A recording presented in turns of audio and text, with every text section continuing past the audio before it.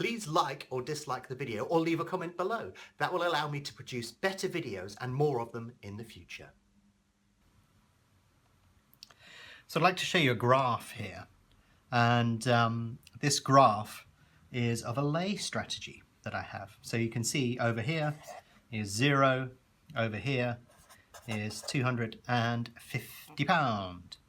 So this strategy itself, its maximum stake is actually smaller. It's always permanently below £10. And that's just the way that the strategy works.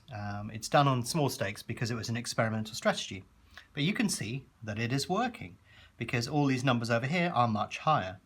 This number, or this plot over here, is at 200. This one is at 190 or so. This one is at 100, and oops, what's this one? This one is actually negative. I'll explain what's going on in a second. But my point here is, how do you know that a system is working, and why do systems seem to turn negative the moment you start to use them? Well, if you look at this plot here, the interesting thing about it is that I'll just move this out of the way and we'll bring it back into play at some point.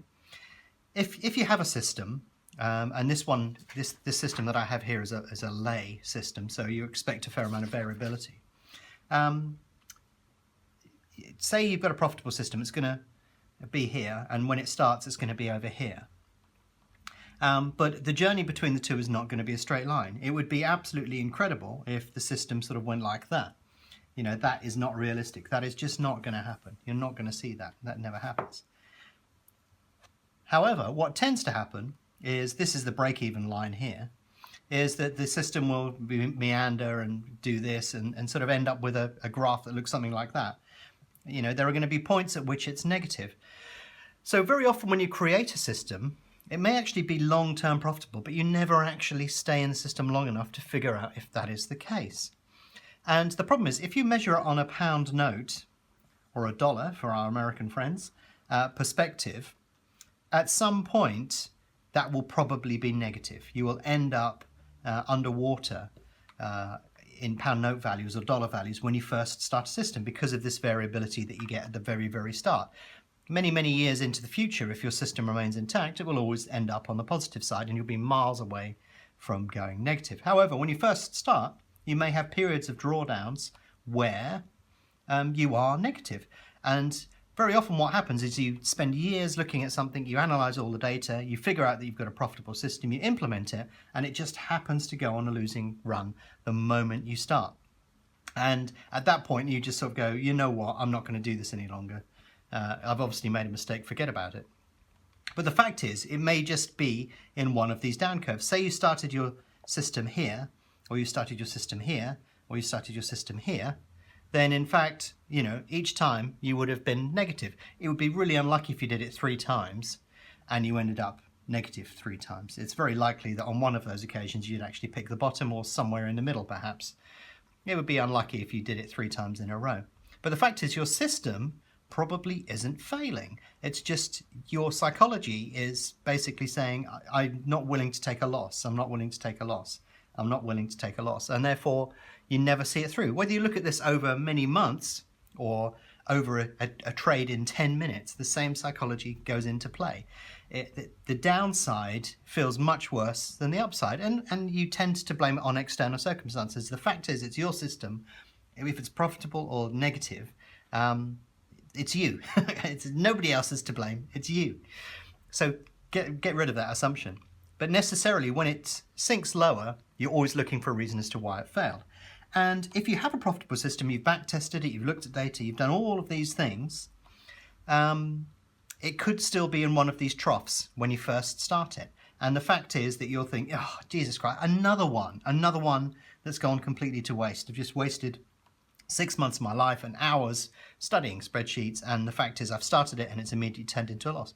But it could just be a part of the natural variation of the system. So therefore, when you're looking at any system, what I tend to do is measure the variability in returns. So I tend to look at profit over turnover. And basically, when you do that and you express that as a percentage, what you tend to find when you do profit over turnover, whether it's trading, betting, whatever, to start with, you know, the variability is like that, and then eventually it settles down. So you actually look at your line, and basically that line ends up sort of gradually, slowly above it, and then you go, hey, we have a long-term profitable system. But in the early days, that profit over turnover is going to be incredibly variable, and you will not know if you have a profitable system or not. But just simply for the fact that it was negative at one point or hugely positive at the other, when it's negative, it doesn't mean that you've got a terrible system and you're going to lose enormous amounts of money. It will probably regress to mean at some point.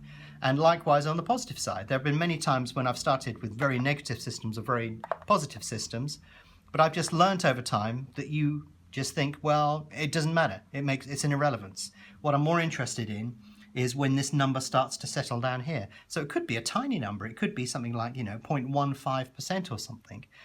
But when you're consistently chucking in the same number when you compare profits to turnover as a percentage, when that number begins to stabilize and settle on a particular value, that's when you can give it the tick and say, let's progress and go ahead. I have a profitable system.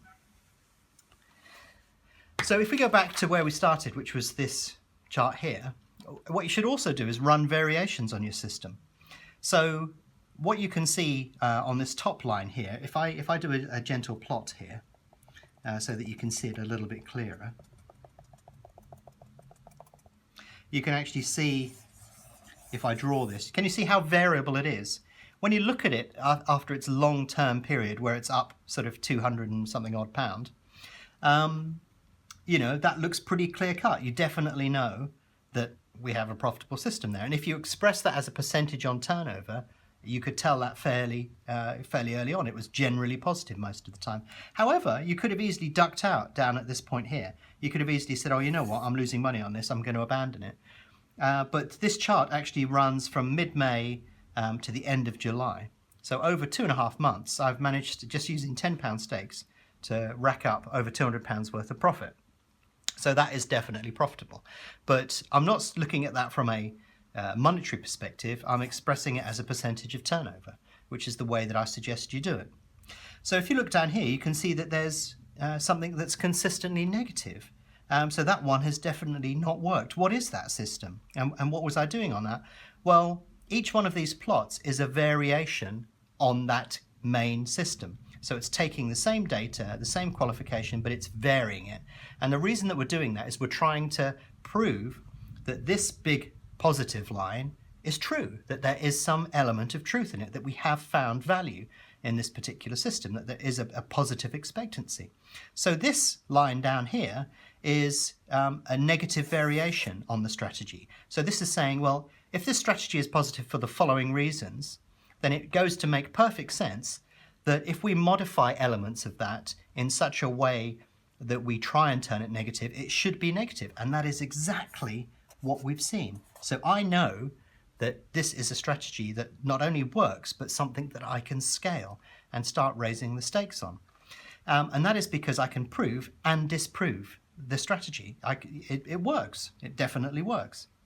There's another line through here that you'll be interested in as well, which I'm going to plot here. You can see it's a little bit shallower.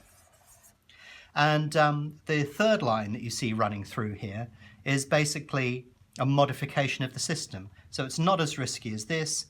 It doesn't have all the qualifying criteria here. This is saying, is there a midway? Is there a safe point? Something that produces less variation? And again, this goes on to prove and qualify that the general system is working. Because we're saying, if we didn't want to take as much risk and we wanted to raise stakes slowly, then is there a middle line that we can follow that perhaps overqualifies perhaps what we're attempting to do? And that's the middle line that you can see there. So my suggestion to you is that, why do systems fail the moment you use them? Very often they don't. It's just the natural variability of the system. If you want to eliminate that natural variability, measure your profit against your turnover, and when that percentage starts to settle, that's the true value of the system that you have or have not uncovered. But also implement the same strategy but with variations, because if you can prove that it works for a certain reason and you modify it in such a way that it should have a negative effect on it, and you see that negative effect, then you've definitely got something that is profitable. And that's how I suggest you look at a system, whether it's your trading, a betting system, or any other type of process. That's the way that I suggest you look at it, analyze it, and make a decision about whether what you've got is worth something, or whether you perhaps just fluked it, or perhaps you joined it on the wrong part of the cycle. That's what I do, and you can see on this particular strategy that I invented this year, over 2.5 months, I can definitely prove that it's for real, because all of those factors go into place. Percentage on turnover, positive and negative variations on the system, prove that this is working perfectly, and that's what I suggest you do. If you're interested in learning more about BetAngel, its tools and the opportunities they present, then why not visit betangel.com today and download a free trial.